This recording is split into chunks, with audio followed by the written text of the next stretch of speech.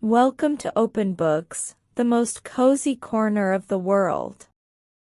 Before we dive into our enchanting bedtime story, don't forget to grab your favorite blanket, find that perfect comfy spot. So, get ready to unwind, relax, and let the magic of storytelling guide you into a world of dreams. Chapter 1, Pictures. Once upon a time, in the realm of my childhood, a pivotal moment occurred when I decided to express my burgeoning imagination through the medium of drawings. At the tender age of 6, armed with the inspiration derived from an intriguing book about snakes, I embarked on my artistic journey. The first creation to emerge from my youthful hands was a peculiar image, a snake with an elephant concealed within its sinuous form.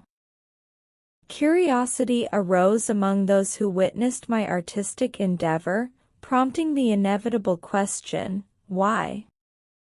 To this inquiry, my response was simple: the snake, a captivating subject from my literary exploration, captured my fascination. Snakes, as I had learned, had a remarkable ability to ensnare and consume their prey whole. Thus, my first picture, picture number 1, came into existence, marking a significant milestone in my artistic evolution.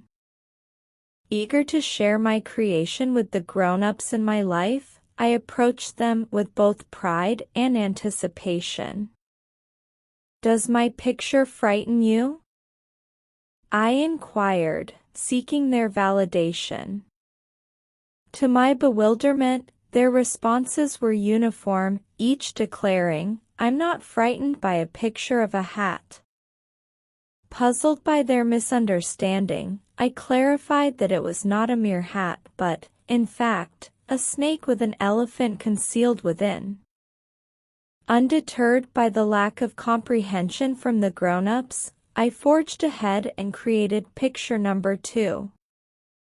My motivation stemmed from the realization that the grown-ups around me may not possess the intellectual capacity to grasp the depth of my artistic expression.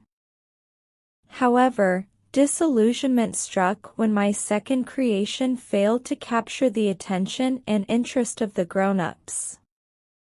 Disheartened, I momentarily shelved my artistic ambitions and diverted my focus towards academic pursuits.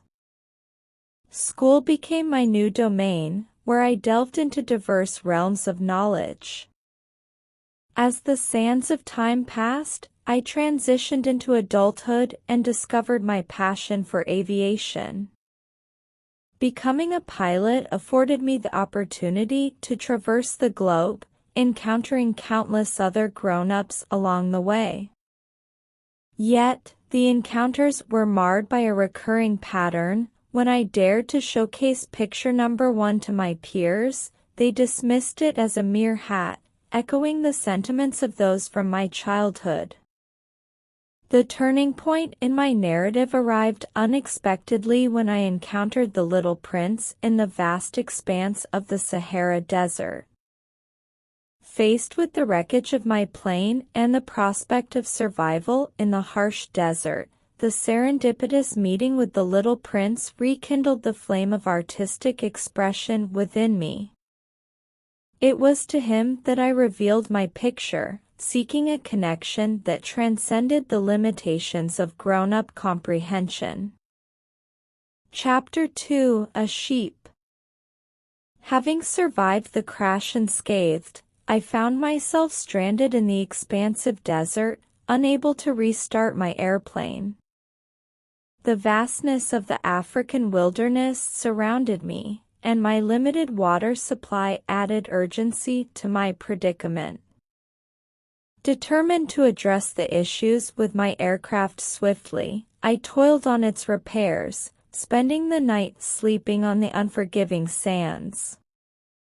As the first rays of dawn illuminated the desert, I awoke to an unexpected surprise. An unfamiliar voice echoed through the solitude. Draw me a sheep, please, pleaded the voice. Confused, I responded with a question, what?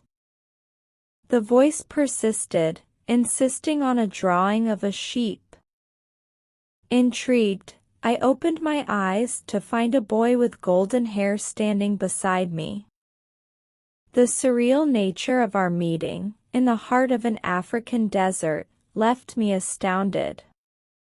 Despite the inhospitable surroundings, the boy displayed no fear.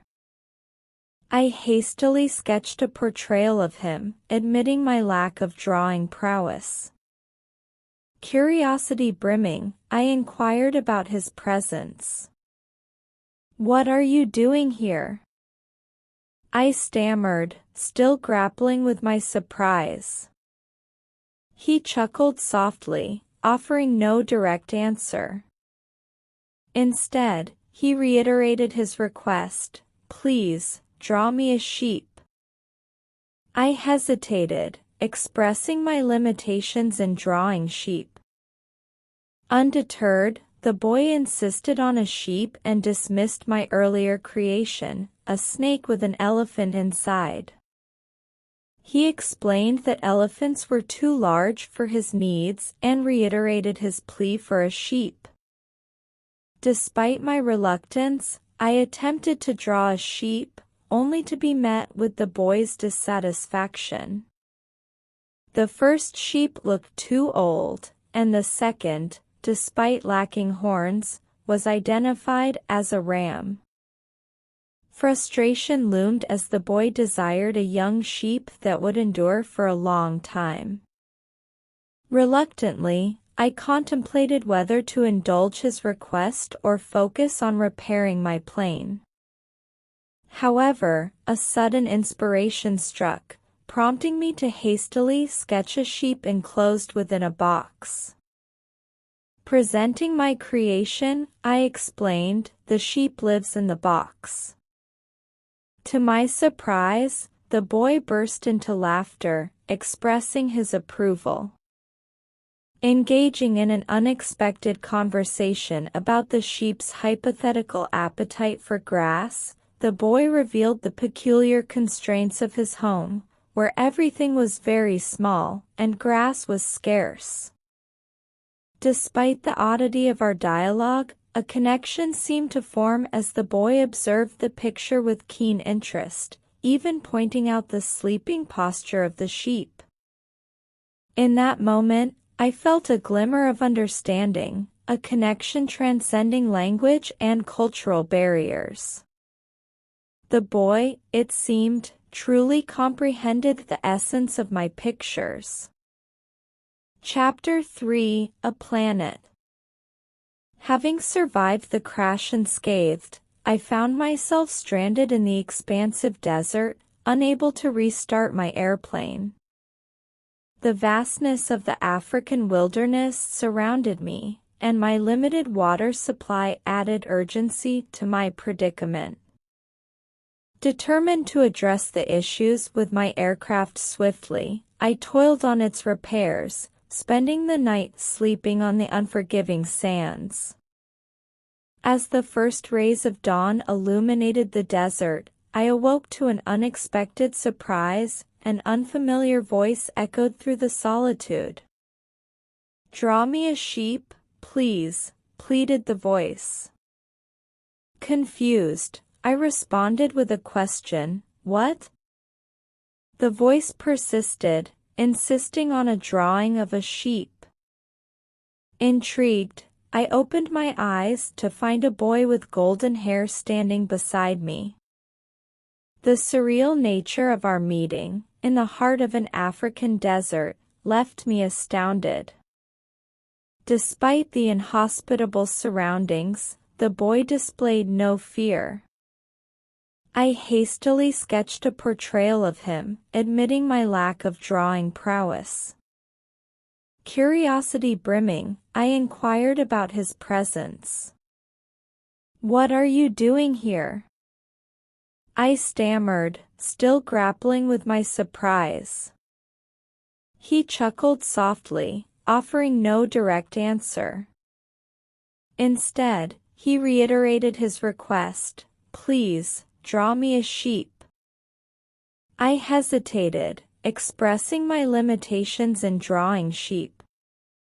Undeterred, the boy insisted on a sheep and dismissed my earlier creation, a snake with an elephant inside.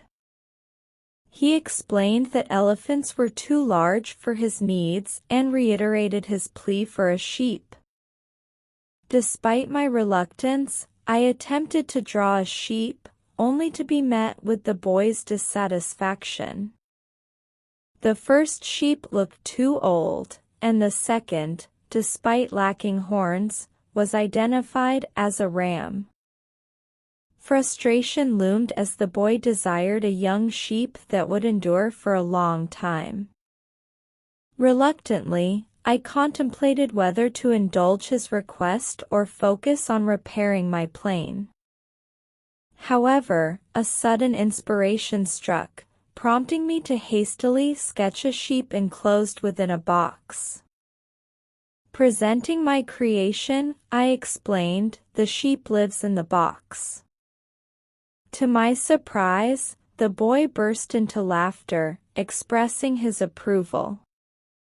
Engaging in an unexpected conversation about the sheep's hypothetical appetite for grass, the boy revealed the peculiar constraints of his home, where everything was very small and grass was scarce. Despite the oddity of our dialogue, a connection seemed to form as the boy observed the picture with keen interest, even pointing out the sleeping posture of the sheep. In that moment, I felt a glimmer of understanding, a connection transcending language and cultural barriers. The boy, it seemed, truly comprehended the essence of my pictures. Chapter 4: The Flower. On the 5th day of our peculiar encounter, the little prince, with a thoughtful expression, initiated a conversation about sheep's dietary habits. As he inquired whether sheep consumed flowers, my focus remained absorbed in the challenging task of repairing my plane. The urgency was heightened by a dwindling water supply, leaving me constantly thirsty and engrossed in my work. An immediate response escaped me: "Sheep eat lots of different things, but do they eat flowers?" The little prince persisted, sensing the gravity of the question. My dismissive answer, deeming the question unimportant, evoked distress in him. His face turned white, and worry etched across his features as he revealed the significance of the inquiry.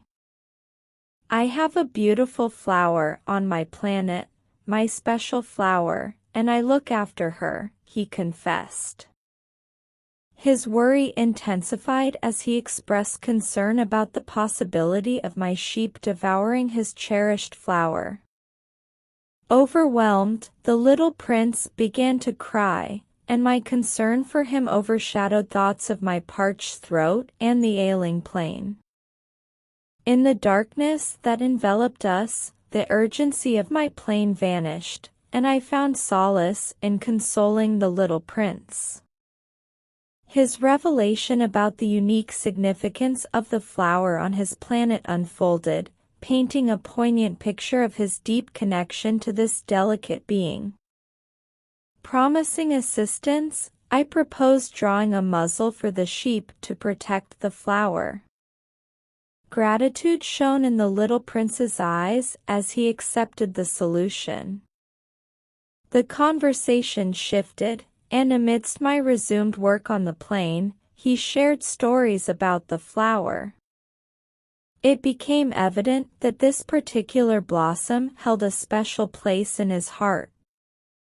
On his tiny planet, where other flowers existed, this one stood out as uniquely beautiful, and the little prince expressed his profound love for her. The flower, however, seemed to be a complex character, beautiful yet demanding, rarely offering gratitude for the care bestowed upon her. Despite the challenges, the little prince diligently attended to her needs, providing water and sheltering her with glass each night. Yet, conflicts arose between the little prince and the flower. She rarely expressed gratitude and frequently exhibited discontent. He shared a poignant moment when she declared, "Don't look after me, I don't need you." This revelation weighed heavily on the little prince, leading him to cease his work on the plane to reflect on the depth of their relationship. On his last day on the planet, the little prince performed his routine of cleaning the volcanoes and watering the flower. In a surprising turn, she uttered, "I love you, you know, but I don't need you. Go away now." Heartbroken, the little prince bid her farewell. The poignant memories lingered, as he concluded that her words, though laced with anger, were not of paramount importance. In his youthful innocence, he found happiness in her beauty, recognizing its significance despite the complexity of her emotions, a lesson he acknowledged being too young to fully comprehend. Chapter 5: 4 Planets. Seated beside the little prince, he began narrating the tale of his extraordinary journey, detailing each encounter on 4 minuscule planets. Birds, serving as his winged companions, facilitated his traverse through the celestial expanse. The first planet he visited was governed by a solitary king, who asserted his authority by declaring that the little prince could perform various tasks for him. Unimpressed by the king's solitary rule, the little prince politely declined, recognizing that being a king did not necessitate blind obedience. On the second planet, the little prince encountered a peculiar man absorbed in the act of recording countless numbers. Inquisitive, the little prince questioned the man's endeavor, learning that he claimed ownership of the stars by virtue of documenting their numbers. Puzzled by this obsession, the little prince mused that the man had numbers in his book but not actual stars, contrasting with the tangible features of his own planet, volcanoes, and a cherished flower. The third planet hosted a lamplighter, tasked with illuminating and extinguishing a solitary lamp every minute due to the planet's rapid rotation. Though the arrangement was perplexing, the little prince admired the lamplighter's commitment and found him to be a good man. Finally, on the fourth planet, the little prince encountered a writer who claimed expertise on all planets and boasted of writing books about them. The writer dismissed the little prince's mention of his volcanoes and flower, deeming flowers as uninteresting compared to his own written works. This perspective left the little prince despondent, questioning his decision to leave his own planet. Contemplating his next move, the little prince sought guidance from the writer, asking where he could venture next on his journey. The writer suggested Earth, deeming it an interesting planet worth exploring. As the little prince grappled with the complexities of his journey and the diverse characters he encountered, the allure of Earth beckoned, promising new experiences and revelations. Chapter 6: The Snake. The little prince continued his tale, recounting his arrival on Earth, the fifth planet on his extraordinary journey. As he marveled at the vastness of our planet, he observed its emptiness, noting the absence of people.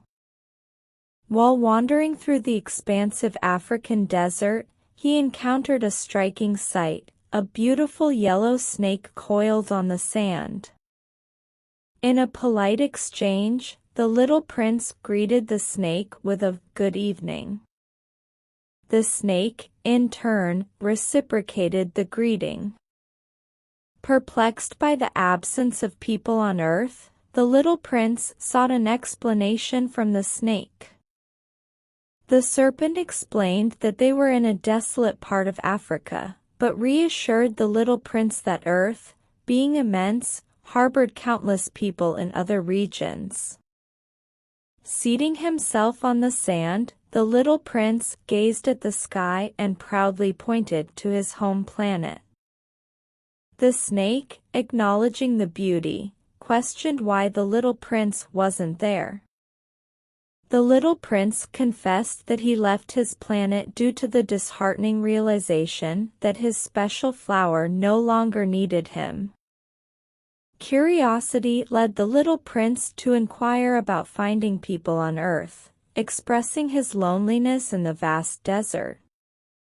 The snake, with an enigmatic demeanor, suggested that loneliness could persist even in the company of others.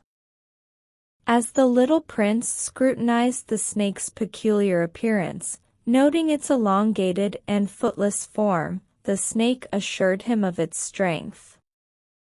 Despite the snake's unnerving proposition to help the little prince by sending him home, the little prince remained silent. Sensing the sadness within him, the snake offered a chilling solution, inviting him to facilitate a return to his home planet.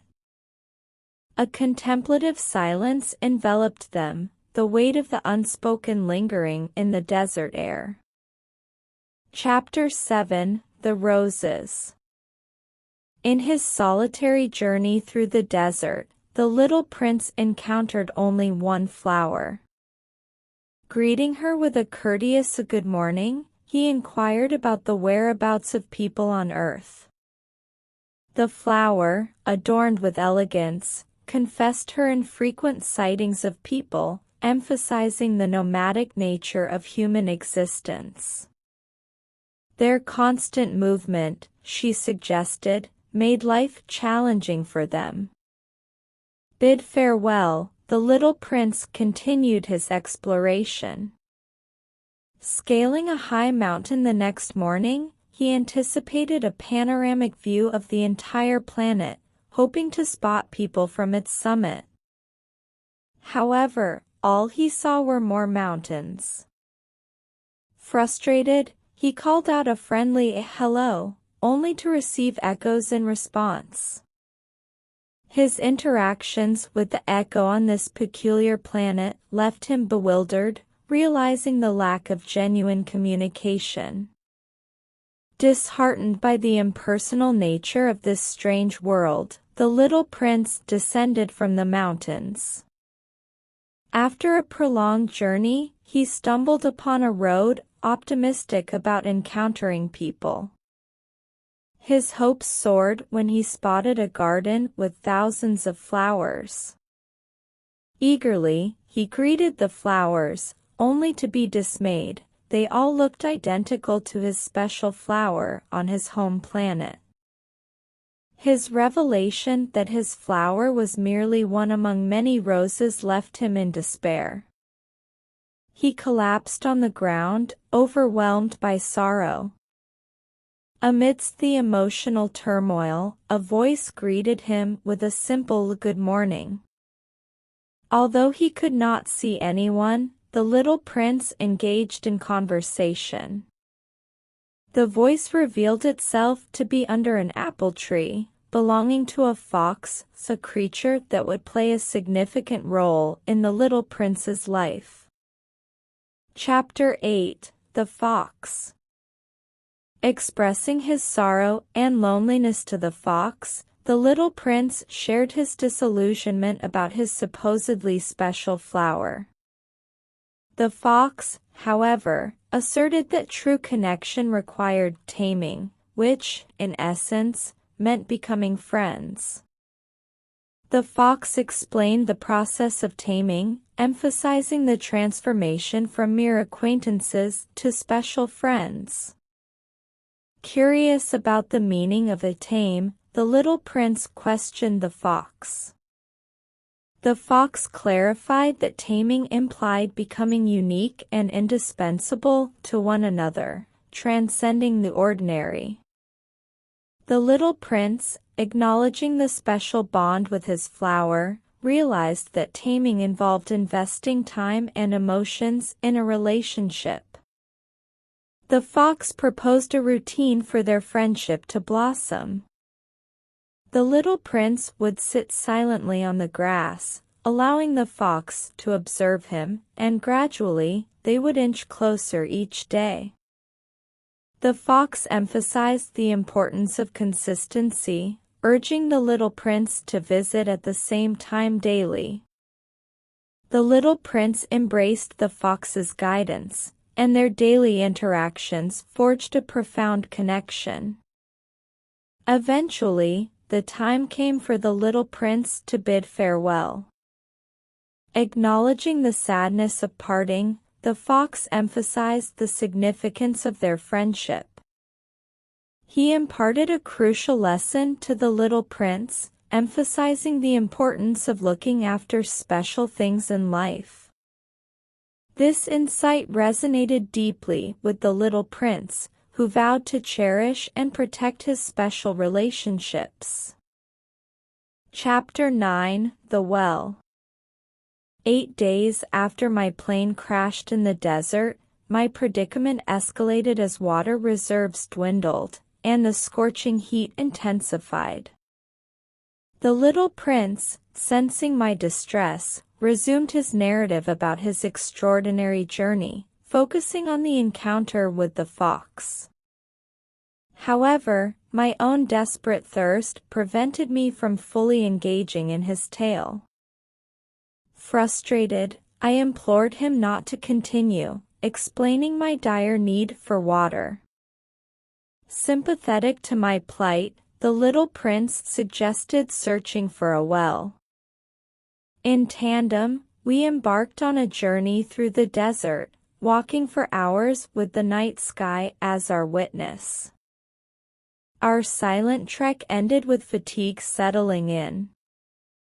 Seated on the sand, the little prince shared his poetic perspective. The stars were beautiful because they concealed a flower, and the desert was enchanting due to the unseen presence of a well. Reflecting on his words, I acknowledged the invisible yet vital elements that rendered beauty to the world. The little prince, fatigued, became a burden I carried across the desert until the dawn unveiled a well before us. The little prince, revived, humorously dropped a bucket into the well, drawing life-sustaining water. As we quenched our thirst, the little prince insisted on sketching a muzzle for the sheep. Chapter 10: The End. The following day, having completed the repairs on my plane, I found myself ready to depart from the desert. Returning to the well, I discovered the little prince atop an old wall, engaged in a conversation with an unseen entity. His cryptic dialogue hinted at a rendezvous that evening, fraught with an unspoken tension. Disturbingly, I noticed a yellow snake nearby, raising concerns about the little prince's safety.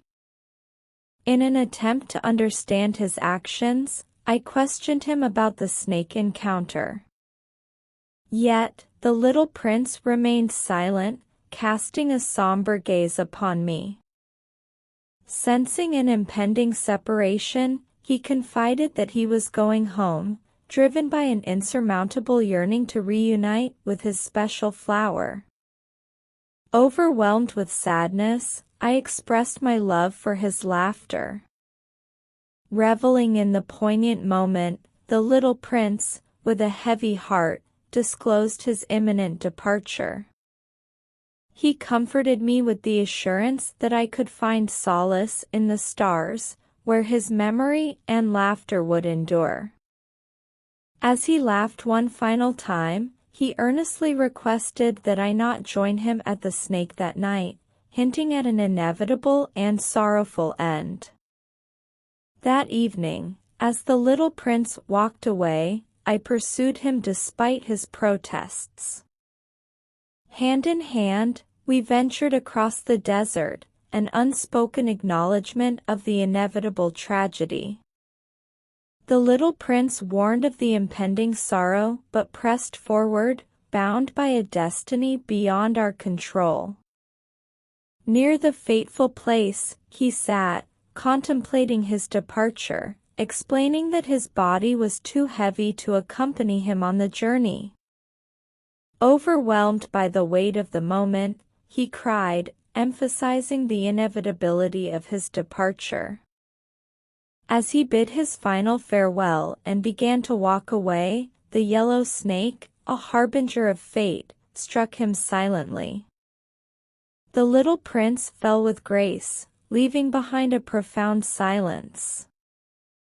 In the aftermath, I grappled with a mixture of sadness and happiness. 6 years later, the echoes of his laughter and the memories of his flower and sheep still lingered in my thoughts, testament to the enduring impact of the little prince's brief but profound existence. That's the end of today's story. I hope you'll listen to this and fall into a deep sleep. If you enjoyed tonight's story, please like, subscribe and share this for us before you go to bed. Sleep tight, dream big, and may your night be filled with the most sweet dreams. Good night, my friends.